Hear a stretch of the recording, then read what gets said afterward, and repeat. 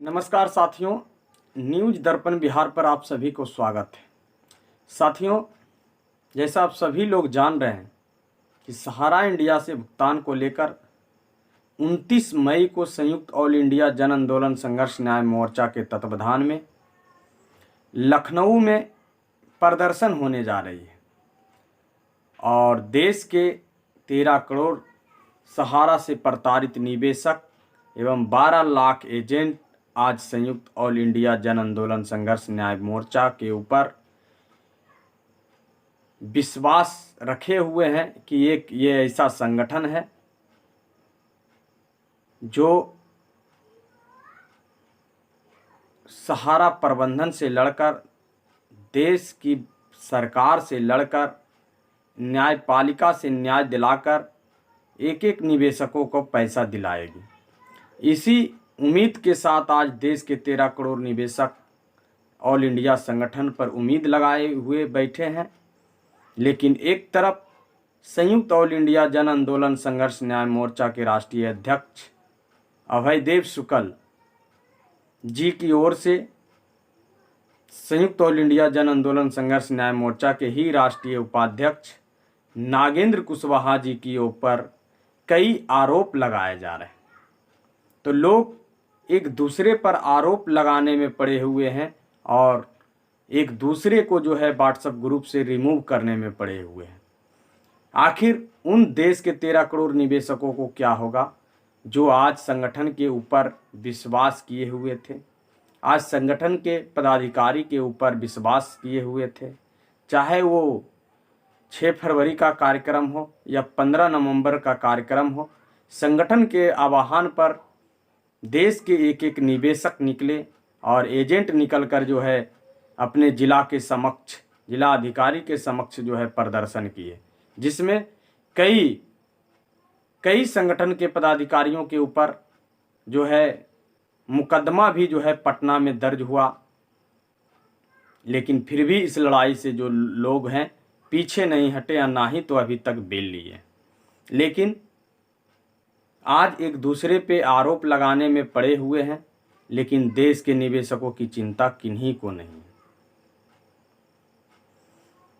राष्ट्रीय अध्यक्ष अभयदेव शुक्ल जी की ओर से जो है नागेंद्र कुशवाहा जी यानी राष्ट्रीय उपाध्यक्ष के ऊपर नंबर 1 में आरोप लगाया गया है कि नागेंद्र कुशवाहा ने संगठन को तोड़ने का प्रयास किया। तो लेकिन नागेंद्र कुशवाहा जी का जवाब है कि हमने पारदर्शिता नहीं होने के कारण, यानी संगठन की पारदर्शिता नहीं होने के कारण अपने पद से इस्तीफा दिया था, ना कि अपने सदस्य। फिर 29 मई के कार्यक्रम के कारण हम मौन रहे, ना ही हम संगठन से किसी को अलग होने के लिए बोले और ना ही किसी को जो है आंदोलन में जाने से हमने रोका। अगर ऐसा कोई बात का प्रमाण है तो राष्ट्रीय अध्यक्ष अभयदेव शुक्ल जी उस प्रमाण को सामने लाएं और देश के लोग जो भी सजा देंगे हम स्वीकार करने के लिए तैयार हैं। वहीं दूसरा आरोप संगठन के राष्ट्रीय अध्यक्ष की ओर से लगाया गया कि नागेंद्र कुशवाहा जी पर लगाए गए PIL, नागेंद्र कुशवाहा जी जो PIL लगाने के नाम पर देश के लोगों से पैसा लिए, उसका भी जवाब कुशवाहा जी ने निष्पक्ष होकर दिए कि अगर पूरे देश से अगर एक भी आदमी 1 रुपया भी दिया है PIL के नाम पर तो सामने आए और अपना साक्ष्य रखें या शुक्ला जी प्रमाण दें। जो सजा देश के लोग देंगे हम उसे भी मानेंगे।